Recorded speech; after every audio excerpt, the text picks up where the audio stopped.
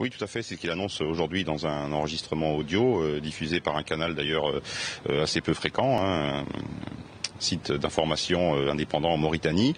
C'est quelqu'un qui, on le sait, est très actif sur la région du Sahel depuis très longtemps aussi. C'est quelqu'un qui est un vétéran d'Afghanistan, qui ensuite a rallié le GIA en Algérie, ensuite est devenu commandant de la zone sud du GSPC, le successeur du GIA, pour toute la zone donc du Sahara et du Sahel, et puis qui ensuite a rallié bien sûr à Al-Qaïda au Maghreb islamique avant de prendre son indépendance en 2012 et de créer son propre groupe. Aujourd'hui, il a fusionné avec le Moujao. Ça veut dire qu'il a une capacité de rayonnement dans la zone, dans la région, qui est très importante, et il constitue la principale menace d'ailleurs terroriste dans toute cette région.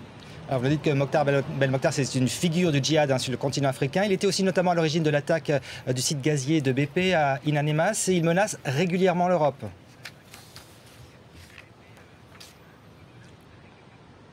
Oui, effectivement, il a été l'un des coproducteurs, si je puis dire, de cette prise d'otage retentissante à In Amenas dans le sud algérien. C'est d'ailleurs à l'époque déjà une coproduction avec des groupes islamistes, un groupe islamiste en particulier du Sahara. C'est quelqu'un qui a donc multiplié les alliances et c'est quelqu'un qui est connu pour effectivement des menaces régulières sur à la fois la France, bien entendu, qui est le principal visé par son groupe, comme AQMI le fait régulièrement également. Et c'est quelqu'un qui surtout a prêté allégeance à Ayman al-Zawahiri, donc qui se revendique également du djihad global d'Al-Qaïda.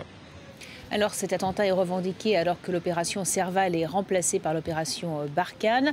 L'objectif, nous dit le ministre de l'Intérieur, c'est d'empêcher la réorganisation des djihadistes au Sahel. En a-t-on réellement les moyens ?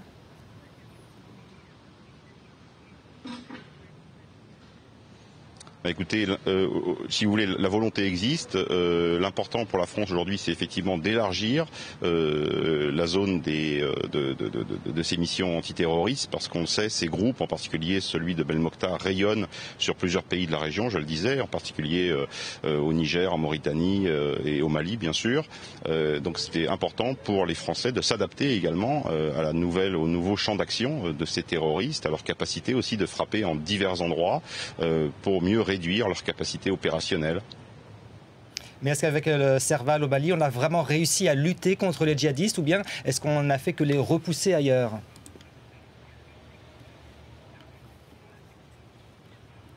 On a affaibli sans aucun doute la capacité opérationnelle de ces groupes. On savait par ailleurs qu'ils avaient des zones de refuge, de repli, en particulier dans le sud de l'Algérie, en Libye surtout, pour beaucoup d'entre eux, et puis des pays voisins, effectivement, parce que les frontières étaient poreuses à l'époque, et le sont toujours d'ailleurs, pour l'essentiel.